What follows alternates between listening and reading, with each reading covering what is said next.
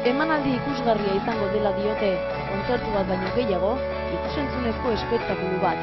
Gure disko guztietako kantuak egingo dira, zuzeneko disko honetan, eta gero ere egingo da kantu berri bat, ez?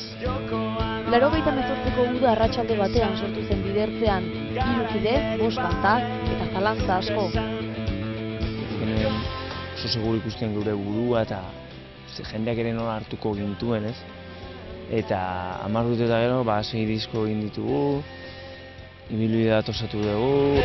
Naiz eta urteek aurrera egin, ez dute sekula ahaztuko lehen kontzertua, Gasteizko Florida Kultura Aretoan izan zen.